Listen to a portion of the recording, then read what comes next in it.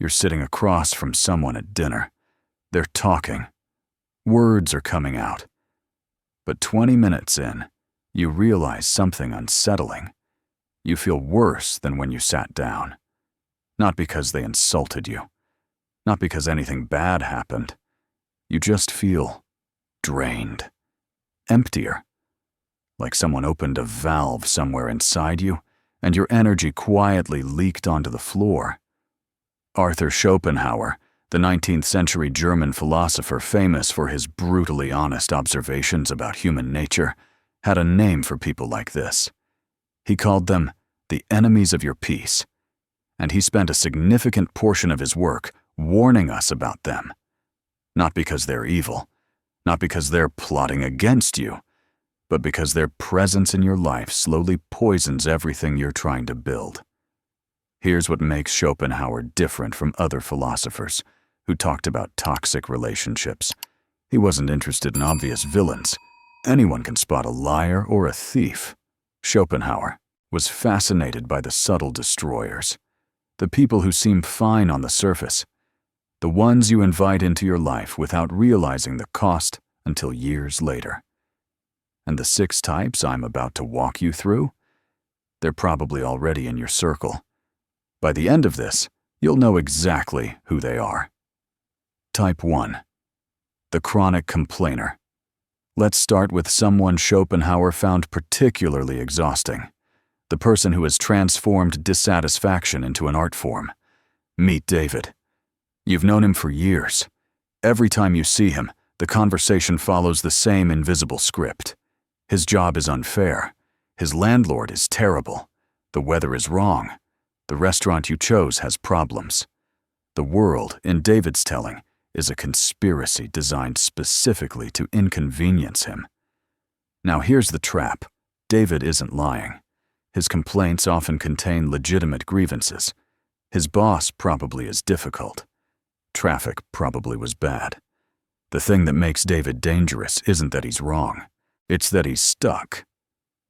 Schopenhauer observed that chronic complainers don't actually want solutions. They want witnesses. They want you to sit in the mud with them and agree that yes, the mud is terrible. If you offer practical advice, they'll explain why it won't work. If you try to shift the conversation towards something positive, they'll circle back. The complaint isn't the problem they're trying to solve. The complaint is the relationship itself. And here's the part that affects you directly. Negativity is neurologically contagious.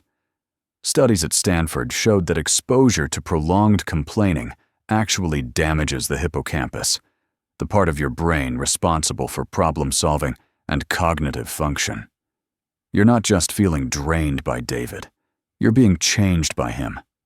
Schopenhauer put it bluntly. Spending time with chronic complainers is like paying rent to live in someone else's prison. You didn't build the cell. You don't deserve the sentence.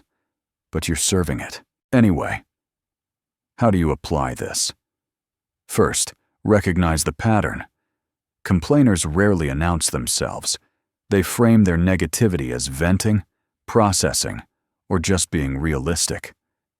Pay attention to how you feel 30 minutes after talking to someone. If you consistently feel heavier, that's data. Second, test for solution resistance. Next time someone complains, offer a genuine suggestion. Watch what happens. If they immediately explain why it won't work and return to the complaint, you've found your answer.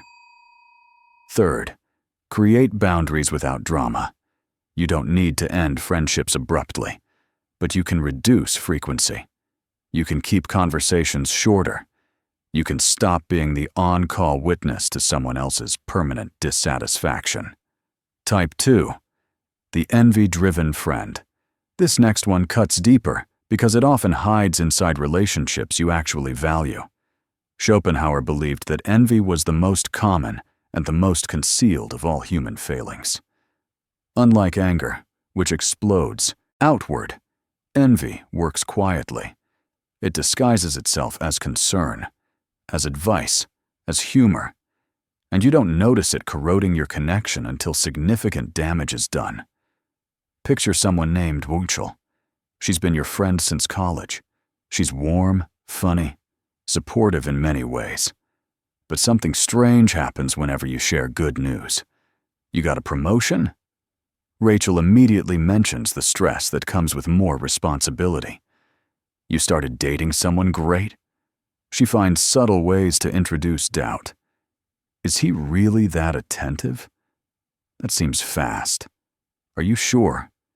Rachel never says anything explicitly negative. She'd be horrified if you accused her of not supporting you. But over time, you've started to notice something. You've stopped sharing good things with her. Without consciously deciding to, you've learned that your wins make her uncomfortable, and you've adjusted. This is what Schopenhauer warned about. The envious friend doesn't celebrate your success because your success confronts them with their own stagnation. Your happiness becomes their pain. And rather than address what's happening inside themselves, they'll work, usually unconsciously, to dim your light until it no longer outshines theirs. Watch how this connects to real consequences. People with envious friends often unconsciously self-sabotage. They don't pursue opportunities because they've internalized that success creates relational tension. They learn to stay small to keep the peace. They sacrifice their own growth to manage someone else's insecurity. How do you apply this? The first step is honest observation. Think about the people you share good news with. Who makes you feel celebrated? Who makes you feel like you need to apologize for doing well? The contrast will tell you everything. Second, understand that this isn't your problem to fix. You can't love someone out of their envy. That's their internal work. What you can do is stop feeding the dynamic. Stop downplaying your accomplishments. Stop preemptively minimizing to make others comfortable. Third, invest in friendships where mutual success is genuinely celebrated. These relationships exist. They're not as rare as you think. But they do require you to let go of connections where your growth is treated as a threat. Type 3. The intellectual bully Schopenhauer had particular contempt for this type, probably because he encountered so many of them in academic circles. The intellectual bully isn't interested in discovering truth. They're interested in dominance. Every conversation is a contest. Every disagreement is a battle to be won. They don't ask questions to understand. They ask questions to trap you. And their knowledge, which is often genuine, functions primarily as a weapon. Here's a scenario. You're at a gathering discussing a topic you know something about. You share an observation. Someone named Marcus immediately jumps in. He doesn't engage with your point. He references 3 books you haven't read, uses terminology designed to signal his expertise, and subtly implies that your understanding is surface level at best. Notice what just happened. You shared something. You were vulnerable enough to contribute. And Marcus didn't add to the conversation. He performed superiority and made you feel small for participating. The part nobody mentions is that intellectual bullies are often deeply insecure. Their aggression comes from a terror of being exposed as ordinary. If they can position themselves as the smartest person in every room, they never have to confront the possibility that intelligence alone doesn't make a life meaningful. They never have to face the harder questions about connection, purpose, and growth. But their insecurity becomes your problem when you're around them regularly. You start filtering everything you say. You become self-conscious about your ideas. The natural joy of learning and discussing gets replaced by anxiety about being judged. Schopenhauer's observation was characteristically sharp. The wise person seeks to understand. The fool seeks to be seen as understanding. These are entirely different projects. How do you apply this? First, refuse to play the game. When someone tries to turn conversation into intellectual combat, you can simply decline to compete. That's interesting, and then changing the subject is a complete sentence. You don't owe anyone a debate. Second, Notice who creates safety for exploration versus performance pressure. The best conversations happen when everyone can think out loud without fear. People who foster that environment are rare and valuable. Prioritize them. Third, check yourself. We can all slip into intellectual bullying when we're insecure. Notice when you're trying to impress rather than connect, and choose differently. Type 4. The perpetual victim. This one requires some nuance because real victimhood exists. People experience genuine injustice, trauma, and mistreatment. Acknowledging that matters. But Schopenhauer identified a different phenomenon. The person who has made victimhood a permanent identity, regardless of present circumstances.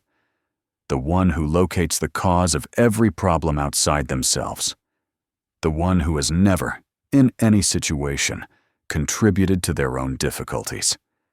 Consider someone named Lisa. She's been through hard things. That's real. But 10 years later, every problem she faces gets traced back to those hard things. Her relationship failed because of her childhood. Her career stalled because of a bad manager 3 jobs ago. Her friendships dissolve because people just don't understand her. Here's the thing. There's likely truth in each of these explanations. Childhood trauma does affect adult relationships. Bad managers do damage careers. But something crucial is missing from Lisa's narrative. She's never the author. She's always the recipient. Life is something that happens to her, never something she participates in creating. Schopenhauer recognized why this matters. When someone refuses to acknowledge any personal agency, they also refuse the possibility of change. If everything is external, nothing can be improved through internal work. The perpetual victim is sentenced to wait forever for the world to stop hurting them. And they'll wait forever because that's not how healing works. The danger for you is that perpetual victims need an audience for their suffering. They need you to agree that yes, they've been wronged. Yes, nothing is their fault. Yes, the world owes them something. And over time, that audience role becomes a prison. You become responsible for their emotional regulation.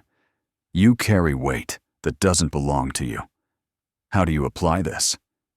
First, distinguish between someone processing genuine hardship and someone committed to a victim identity. The difference is usually visible in how they respond to time and support. People processing eventually move forward. People identified with victimhood don't. Second, refuse the role of permanent savior. You can support someone without becoming their emotional infrastructure. That's not love. That's codependence. Third, model agency without preaching. Sometimes the most powerful thing you can do is simply live differently. Show through your own life that taking responsibility isn't a punishment. It's freedom.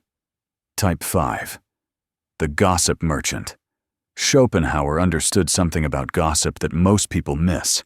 It's not primarily about the person being discussed. It's about the person doing the discussing. When someone constantly talks about others behind their backs, they're revealing their own character. They're showing you that relationships, for them, are sources of entertainment rather than sacred trusts. They're demonstrating that no one is safe, including you. Imagine someone named Kevin. He's entertaining. He always has stories. The latest drama from work, the relationship implosion of a mutual friend, the embarrassing thing someone said at a party. Conversations with Kevin feel like watching reality television. There's always something juicy. But sit with this for a moment. If Kevin talks to you about everyone else, when do you suppose he talks to everyone else about you? The answer is obvious when you think about it. You're content in someone else's conversation. The things you've shared in confidence are being passed around like appetizers. Schopenhauer's insight went deeper, though. He recognized that gossip serves a specific psychological function for the person spreading it. It creates a temporary sense of superiority. When you're talking about someone else's failures, you get to feel above them for a moment. When you're sharing information others don't have, you get to feel important, like you have access, like you're on the inside. But this superiority is hollow. It doesn't come from actual achievement or growth. It comes from positioning yourself above others through their struggles. And relationships built on this foundation are inherently unstable. They require a constant supply of new victims. How do you apply this? First, test the waters. Notice what happens when you share something personal with someone. Does it stay between you, or does it mysteriously become known to others? One violation should be enough data. Second, pay attention to how people discuss others with you. If someone is willing to betray another person's confidence to entertain you, that tells you everything about what they'll do with yours. Third, starve the dynamic. When someone starts gossiping, don't lean in. Don't add your own observations. Change the subject, or become suddenly boring in your responses. Gossip requires an engaged audience. Withdraw that engagement. Type 6, the fair-weather friend. This final type is perhaps the most common and the most painful to discover. Schopenhauer noted that most friendships are built on shared circumstances rather than genuine connection. You're friends with coworkers because you share an office. You're friends with neighbors because you share a street. You're friends with certain people because you're both single, or both parents, or both in the same social circle. None of this is wrong. Circumstantial friendships serve real purposes. But Schopenhauer warned about confusing them with something deeper, because circumstantial friends disappear when circumstances change. Here's a scenario that might feel familiar. You go through something difficult, a job loss, a divorce, a health crisis, and you discover that your phone, which used to be full of messages, has gone quiet. The people you saw every week suddenly have scheduling conflicts. The friends who are always available now have explanations for why they can't be there. This is the fair-weather friend revealing themselves. They were there for the version of you that was convenient, that served a function in their life. When you became complicated, when you needed more than casual company, when your presence reminded them of uncomfortable possibilities in their own lives, they withdrew. The thing that changes everything in understanding this is that fair-weather friends often don't realize what they're doing. They're not consciously abandoning you. They're just following their own comfort. Your difficulty makes them uncomfortable, so they unconsciously create distance. They tell themselves they're just busy. They tell themselves, you probably want space. They tell themselves all sorts of things that allow them to avoid showing up. This is why Schopenhauer advised extreme caution in expecting too much from most friendships. Not because people are bad, but because genuine friendship, the kind that persists through difficulty, is genuinely rare. Most relationships are transactional in ways neither party fully acknowledges. How do you apply this? First, observe behavior over time and through changes. The true test of any relationship is how it handles difficulty. Until you've been through hard times with someone, you don't actually know what you have.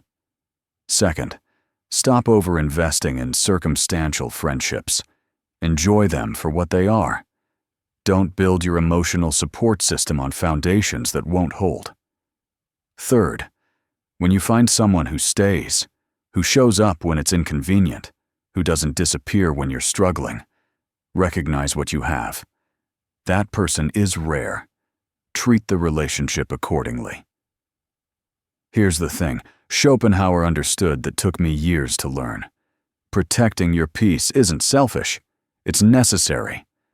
The people you allow into your inner circle shape your thoughts, your emotions, your possibilities, your life. You're not obligated to maintain every relationship that happened to form. You're not required. to give unlimited access to people who drain rather than nourish you. You're not cruel for quietly creating distance from those who consistently leave you feeling worse than before. The philosopher who warned us about these 6 types wasn't a misanthrope, despite his reputation. He was a realist about human nature, and his realism came with a gift: the recognition that we get to choose. Not who enters our lives, perhaps, but who stays, who gets proximity, who earns trust. That choice is yours. It's been yours all along. The question is whether you'll exercise it consciously or let it be made for you by default. Schopenhauer would say the answer determines more about your future happiness than almost any other decision you'll make. I think he was right.